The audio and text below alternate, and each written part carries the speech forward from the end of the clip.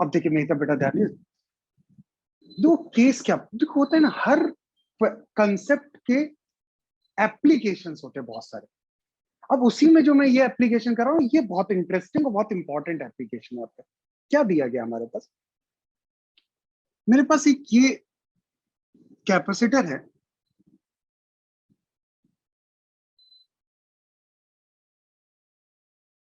कि इसकी विड्थ दी हुई है W,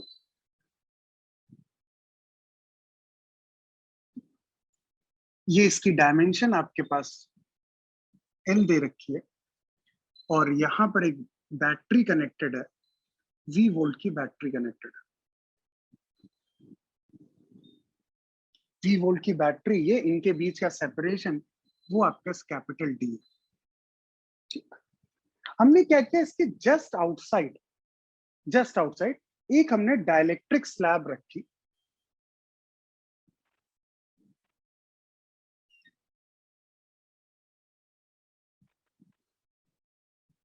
इसका मास स्मॉल m दिया हुआ है, इसका ये डायमेंशन स्मॉल l है, और गिवन है स्मॉल l की वैल्यू कैपिटल L से कम है, ये गिवन डेटा है।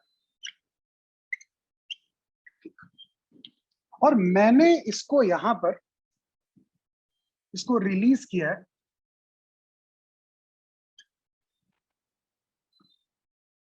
हमने रेस्ट से इसे रिलीज किया। जैसे हम इसे रिलीज करते हैं तो ये इसके अंदर जाता है, और हम देखते हैं यहां पर एक हमें पीरियोडिक और ऑसिलेटरी मोशन मिलता है। क्वेश्चन में ये पूछा गया, अगर ये पीरियोडिक और ऑसिलेटरी, पहले इसको प्रूफ करना है। प्रूफ करना मतलब वेलोसिटी वर्सेस टाइम का ग्राफ बनाना है, और फिर हमसे पूछा गया इसका टाइम पीरियड ऑफ ऑसिलेशन क्या हुआ। चालू हो जाओ बेटा। बहुत सारी चीजें हम लोग डिस्कस करेंगे, एक केस है पूरा, हम 2-3 चीजें इसमें डिस्कस करेंगे। बेटा कोई भी अगर जो इंटरेस्टेड जितने कैंडिडेट है, सिंसियर कैंडिडेट, कोई भी क्लास से बाहर मत जाना। मतलब अब ये आज की क्लास का सबसे इंपॉर्टेंट पार्ट है।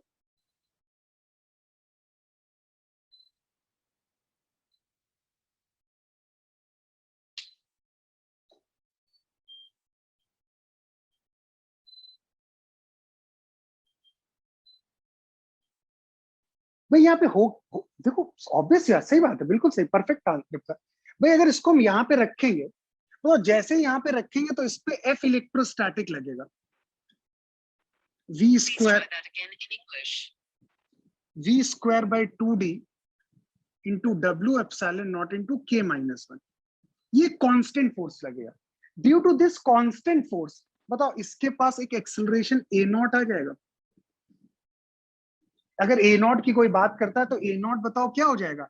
A0 हो जाएगा v² by 2d into W epsilon not into K-1 upon small m। और बताओ ये जो एक्सेलरेशन है, बताओ क्या ये कांस्टेंट एक्सेलरेशन होगा? क्योंकि ये x पे डिपेंड नहीं करता, तो एक्सेलरेशन कांस्टेंट। तो बताओ इसको कंप्लीटली इसके अंदर जाने में कितना टाइम लगेगा? तो अगर मैं यहाँ पे कहूं इसको टाइम कैपिटल T1 लग रहा है, तो मैं टाइम बात कर रहा हूं t इज इक्वल टू 0 से लेके T1 की बात करूं, और T1 हम कैसे निकालेंगे? s is equal to ut plus half at²। s की वैल्यू हो गई आपके पास स्मॉल l, इनिशियली 0 है, हाफ a0 इंटू T1²। बताओ यहां से T1 की वैल्यू की बात करें, दिस इज 2l अपॉन ए। मतलब बताओ इतने टाइम में ये डाइलेक्ट्रिक जो है ना, कंप्लीटली इसके अंदर एम्बेडेड हो जाएगा, कंप्लीटली, पक्का। अब बताओ अगर मैं इस केस में अगर इसके वेलोसिटी वर्सेस टाइम की बात करूं, तो बताओ यहां पर इस इंटरवल के लिए, बताओ v is equal to u plus at लगा सकता हूं। तो यहां पर v की वैल्यू हो जाएगी 0 प्लस a0 इंटू टी। मतलब बताओ v इज डायरेक्टली प्रोपोर्शनल टू t आया। सहमत हो ना यार? तो दैट मीन्स अगर मैं इसके ग्राफ को बनाने की कोशिश करूं, तो बताओ वेलोसिटी वर्सेस टाइम, बताओ ये ग्राफ ऐसे ही तो होगा, straight line passing through origin. और जब बताओ ये T1 टाइम में यहां पहुंचेगा, तो बताओ उस टाइम तक इसकी स्पीड मैक्सिमम हो जाएगी। और ये मैक्सिमम स्पीड बताओ कितनी हो जाएगी? बताओ क्या A0 इंटू T1 हो जाएगी? ये तो स्पीड यहां तक मैक्सिमम होगी। और 0 से ये मैक्सिमम होने में कितना टाइम लगेगा बताओ, क्या T1 टाइम लगेगा? पक्का? ये मतलब इसको मैं T1 ऐसे लिख देता हूँ, इसको यहां से यहां तक जाने में T1 टाइम लगेगा। अब बताओ एक बार अगर ये यहां तक की बात हो गई, बताओ अगर मैं टाइम की बात करूं, अगर t ग्रेटर देन और इक्वल टू, बेटा बहुत ध्यान समझना थोड़ा सा, मैं T1 की बात करूं तो अब जब डाइलेक्ट्रिक इसके अंदर चला जाएगा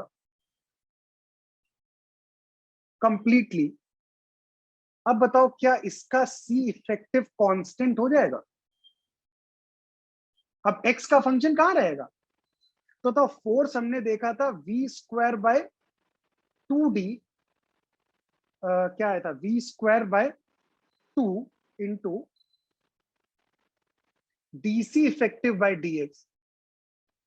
बताओ ये 0 हो जाएगा। क्यों? क्योंकि अब इसके बाद तो ये जब कंप्लीटली एम्बेडेड हो गया तो भाई अब इसको इसके अंदर किधर भी पोजीशन पे रखो, कैपेसिटेंस तो कांस्टेंट। अगर ऐसा है तो बताओ इस पे फोर्स जीरो तो बताओ अब एक्सेलरेशन 0, तो बताओ ये Vmax की कांस्टेंट स्पीड से ही तो मूव कर रहा होगा।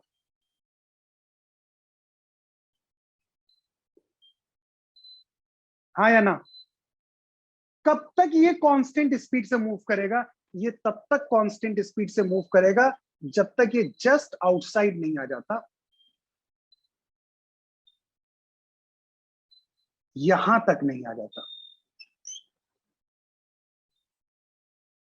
क्योंकि जैसे अब ये इससे बाहर जाएगा तो फिर से बताओ कैपेसिटेंस आपका चेंज होने लगेगा। तो बताओ एक तरीके से अगर मैं देखूं यहां पर, तो बताओ इसने कितनी डिस्टेंस ट्रैवल की यहां तक, हम कितने टाइम के लिए बोले कि ये आपके पास जो है ना चेंज नहीं होगा।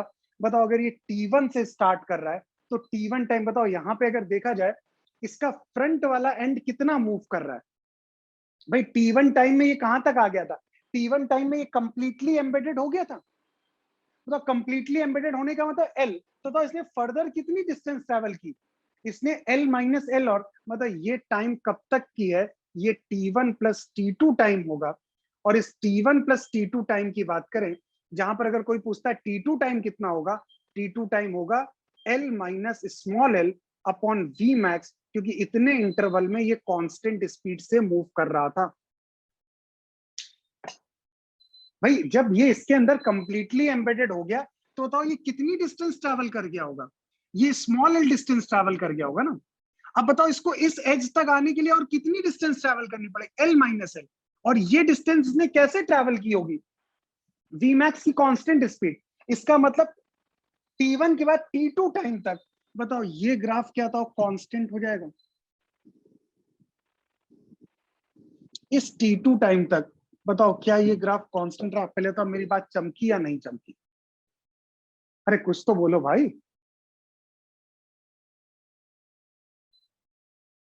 मैं बाबा जी का प्रवचन तो यहाँ सुना रहा हूँ, जब तक तुम वो हड़काओ ना तब तक तुम रिप्लाई भी नहीं करते हो। बात सभी को क्लियर है? अरे क्या नहीं, क्या देखो मेरी बात समझो एक बार फिर से देखिए। तो ये वही है ना, ये थोड़े केसेस समझने पड़े, बहुत है आसान। सब लोग मेरी तरफ देखो, कुछ लोगों को नहीं बात मेरी समझ में आई, मेरी तरफ ध्यान दो।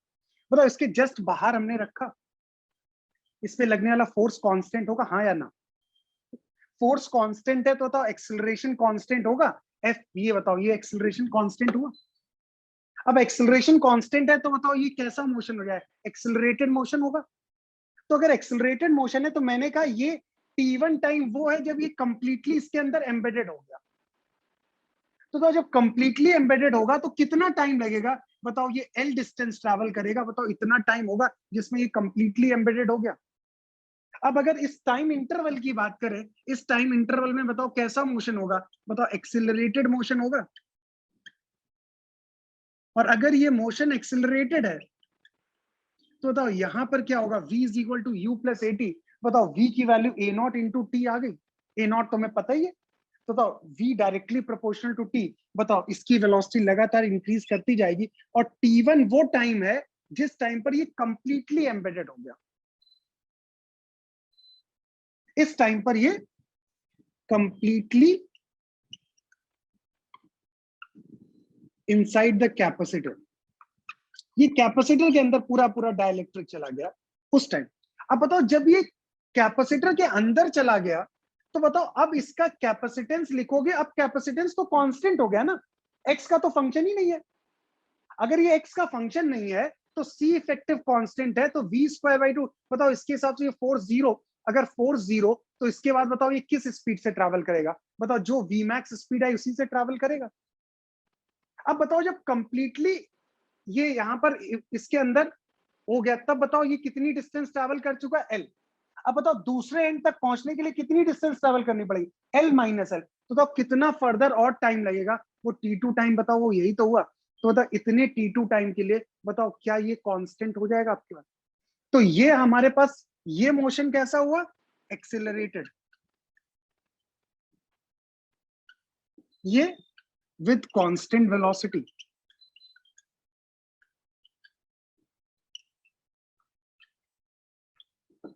पक्का, कोई डाउट इसमें? अगर इसका बेटा स्लोप पूछा जाएगा तो वेलोसिटी वर्सेस टाइम का स्लोप क्या देता है, एक्सेलरेशन, तो ये tan थीटा किसके बराबर होगा, ए नॉट के बराबर। कोई समस्या तो नहीं बेटा इसमें किसी को भी? अब बताओ, अब जैसे ये बाहर जाने लगेगा, अब बताओ फोर्स अंदर की तरफ होगा, बताओ सेम एक्सेलरेशन आएगा क्योंकि फोर्स सेम आएगा। अब बताओ ये मोशन सेम रेट से रिटार्डेशन होगा, ये बताओ अब ये मोशन रिटार्डेड होगा।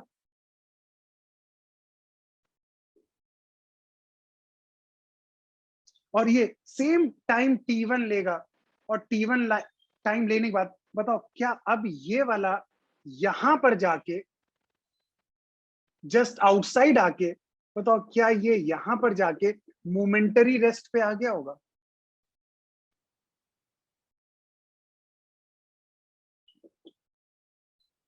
हाँ या ना? तो बताओ इतना सेम रेट होगा क्योंकि सेम डिसेलरेशन होगा, तो बताओ ये थीटा यही तो हुआ आपके पास। बेटा पहले से नोट करो यार, मेरे पास तो स्पेस बचा नहीं है।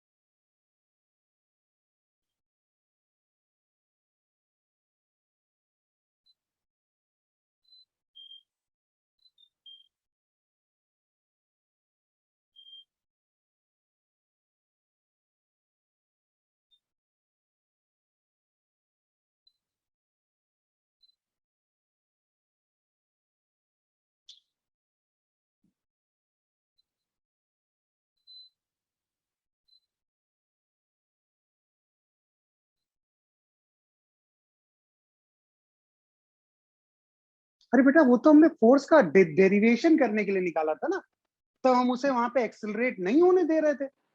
अदरवाइज एक्सेलरेट होने देते तो हमें काइनेटिक एनर्जी निकालनी पड़ती ना, तो उससे बचने के लिए, डिराइव करने के लिए हमने एफ एजेंट लगाया था।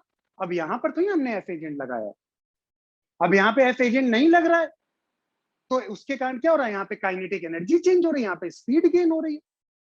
और पहले वाले केस में क्या था, अगर उस केस की बात करें तब हम लोगों ने वहां पर क्या किया था, उस केस में आपके पास हमने एजेंट लगा दिया था, तो हमने डेल्टा के को जीरो किया था। ठीक है ना। अरे बेटा रिटार्डेशन क्यों नहीं होगा भाई, जब ये इससे बाहर जाने लगेगा बताओ, इस पे फोर्स तो हमेशा एफ इलेक्ट्रोस्टैटिक इधर लगेगा, इलेक्ट्रोस्टैटिक इधर लगेगा, तो बताओ एक्सेलरेशन इधर होगा। अब इस पे फोर्स इधर लग रहा है और ये बताओ इसकी टेंडेंसी बाहर जाने की है, तो रिटार्ड ही तो करेगा।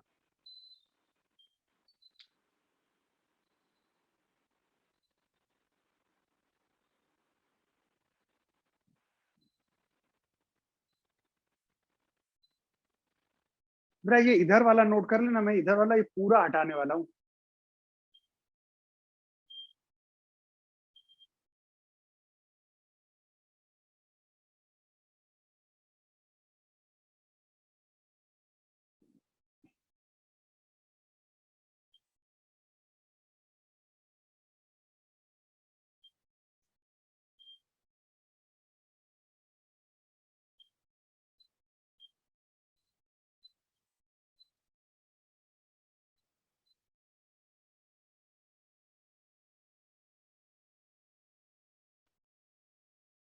बेटा मैं इधर हटा रहा हूं, नहीं नोट किया इसका स्क्रीनशॉट लो सभी लोग।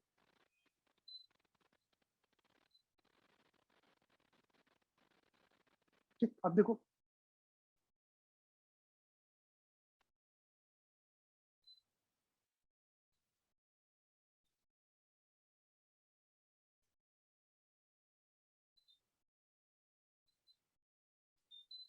अब मुझे बताओ, अब हम यहां पर ये फाइनली जस्ट आउटसाइड यहां आके ये मोमेंटरी रेस्ट पे आया, लेकिन बताओ अभी भी फोर्स तो इस पे इधर लगेगा ही,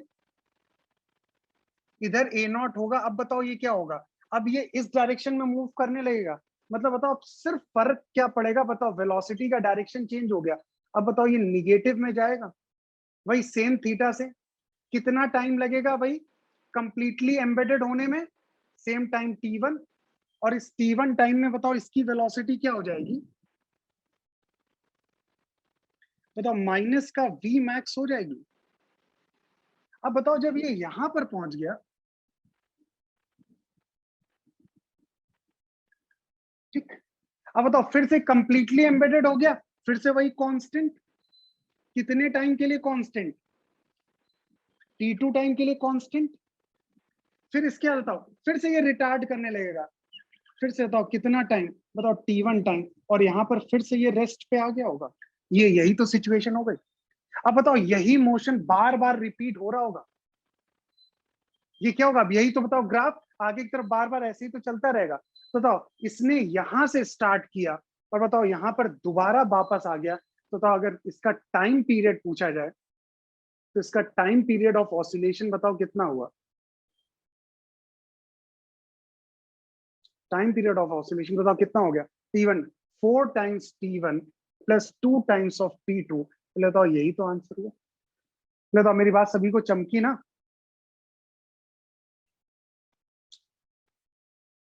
भाई, यहां पर हमने स्टार्ट किया था, यहां पर ये कंप्लीटली एम्बेडेड हुआ, कांस्टेंट वेलोसिटी से मूव किया, ये बाहर गया, यहाँ पे जस्ट बाहर आके रुक गया, फिर से यहां से इधर कंप्लीटली एम्बेडेड, फिर फाइनली यहाँ पे जाके रुक गया, खत्म केस। क्विकली नोट करो।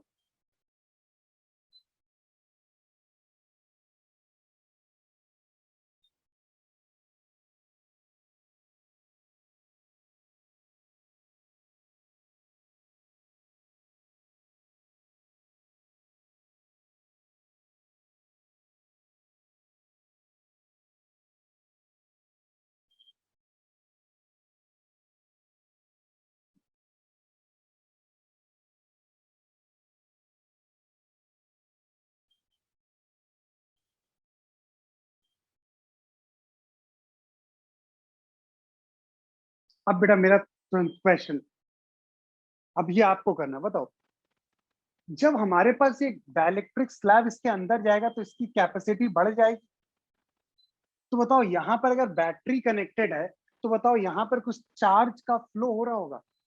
अब मेरा दूसरा क्वेश्चन ये है, क्विकली ग्राफ बनाना है आपको, charge on capacitor as a function of time, Q C as a function of time. भाई जिसको लग रहा है ज्यादा लेट हो रहा है वो क्लास से जा सकता है, बाकी जिन लोगों को मजा आ रहा है करने में तो जल्दी से करिए। Q C as a function of time चाहिए मुझे। क्यूसी है यहाँ पे charge on capacitor as a function of time.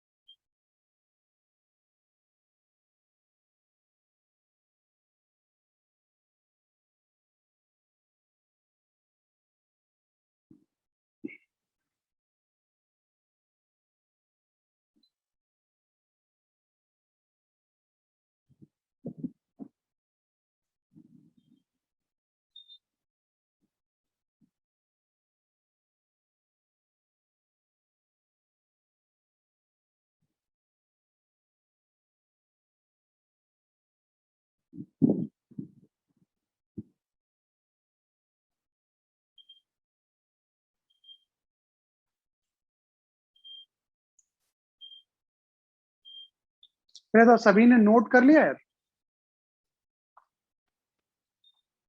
Note कर लिया ना पूरा।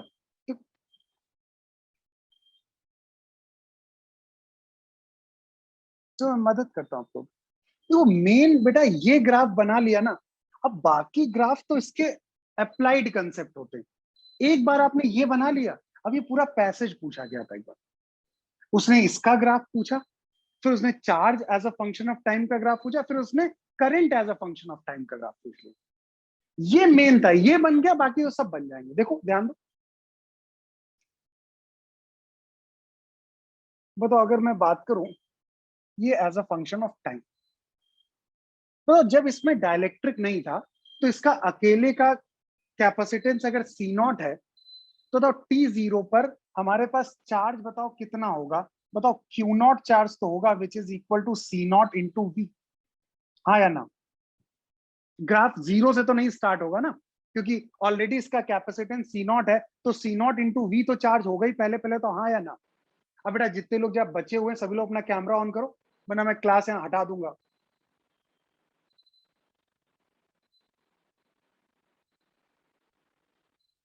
ठीक, बताओ ये सी नॉट इंटू वी हो गया। अभी आपको अगर ध्यान हो, हमने जो सी इफेक्टिव कैलकुलेट किया था वो कुछ कुछ मुझे याद है, W epsilon nought upon D into K minus one into X plus L. बताओ यही था? एक बार आप लोग चेक करके बताओ यार,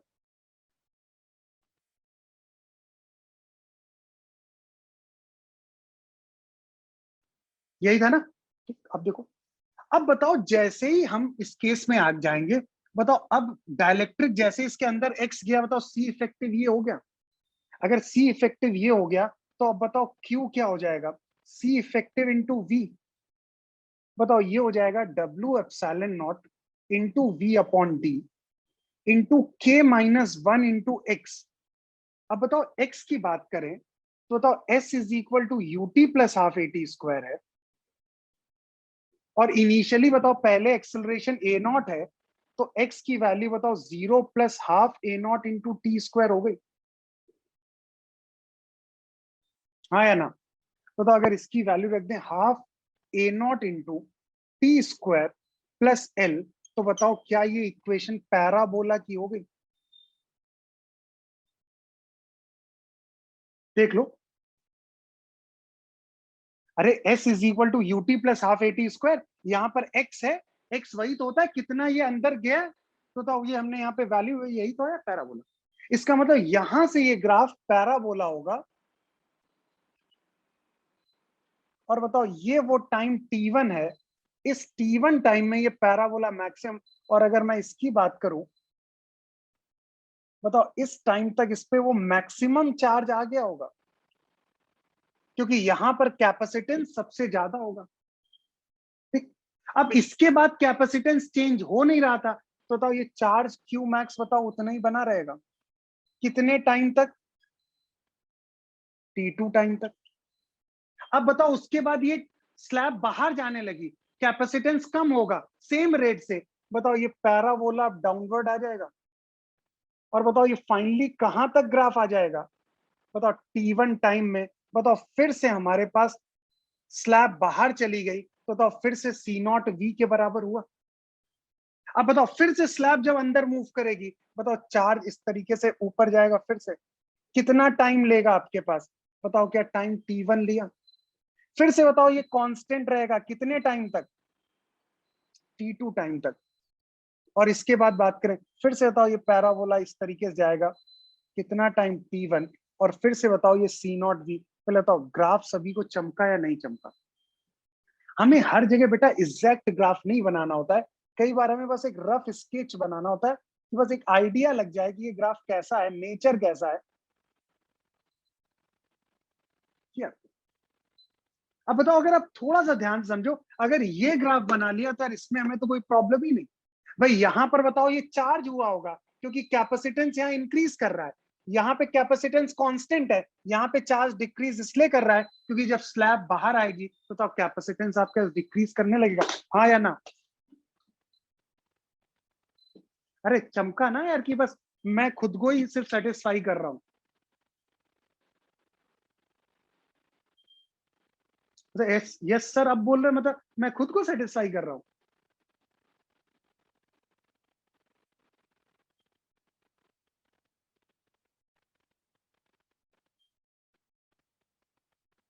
अच्छा अगर समझ में आ गया तो करंट का ग्राफ बना दो मुझे, current as a function of time.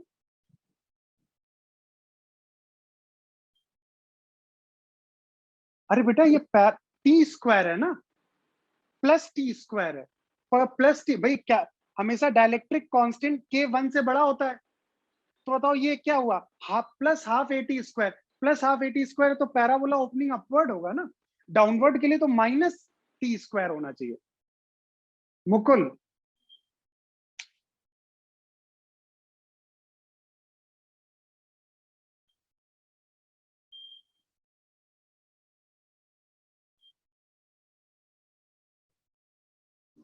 मुझे अब करंट का ग्राफ बना दो, तो पूरा केस कंप्लीट हो गया यार।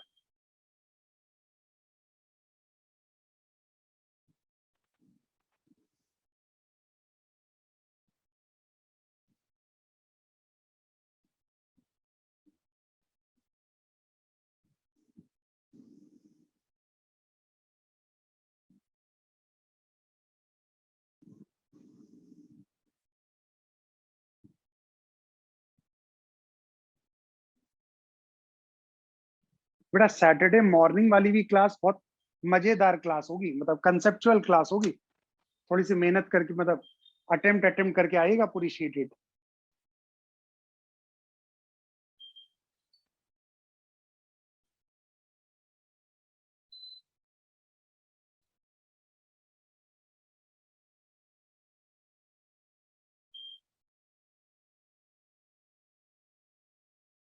हाँ बस अब करंट के लिए क्या करना है, सिंपली डिफरेंशिएट करना है यार।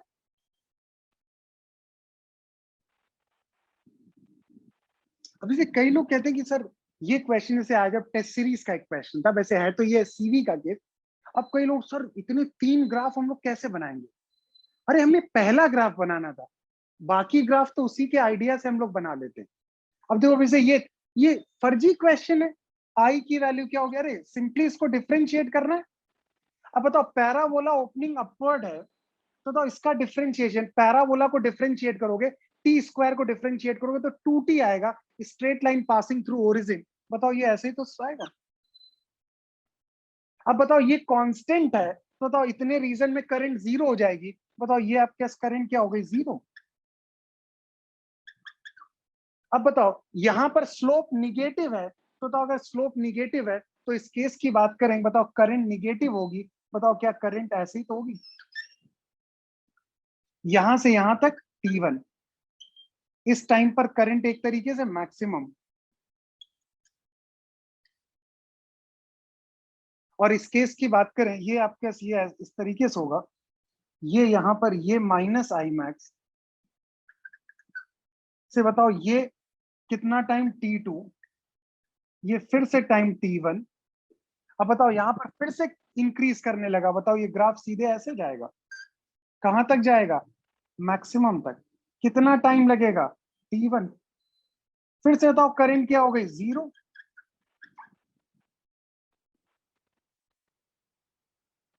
और फिर से बताओ इसके बाद ये ग्राफ क्या हो जाएगा, बताओ ये ऐसे।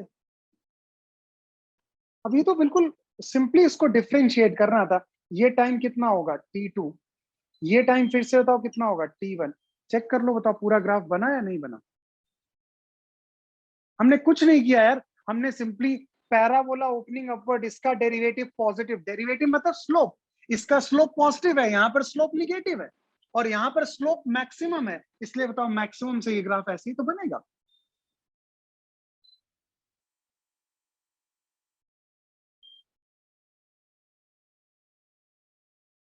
तेजस बात क्लियर।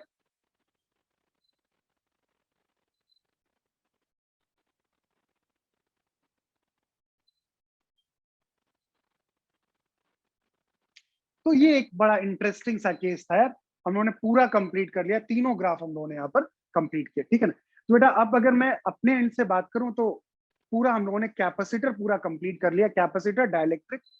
अभी किसी ने पूछा बेटा लेक्चर शीट में एक प्रेशर वाला कंसेप्ट, बेटा मैंने इलेक्ट्रोस्टैटिक प्रेशर आपको पहले ही करा दिया था, तो वो बाद में आया, वो क्वेश्चन भी जो दिया लेक्चर शीट में वो भी मैं आपको कंप्लीट करा चुका हूँ, ठीक। तो हम लोग अब सैटरडे मॉर्निंग में मिलेंगे, टाइमिंग क्या होगी वो कल इवनिंग में आपको अपडेट हो जाएगी, उसमें जो है ना कुछ क्वेश्चंस मैं अपने एंड से कराऊंगा, और प्लस जो टेस्ट पेपर हुए हैं दो उनके भी मैं कुछ क्वेश्चंस लूंगा आपको। तो लेकिन ध्यान रखना सैटरडे की क्लास बेटा एक्सटेंड हो सकती है, लंबी क्लास हो सकती है, तो उस क्लास को स्किप बिल्कुल मत करेगा। क्लियर, सभी लोग मेरी बात से सहमत। चले फिर आज की क्लास फिर यहीं पे ओवर करते हैं, ta ta bye bye, good night बच्चा लोग।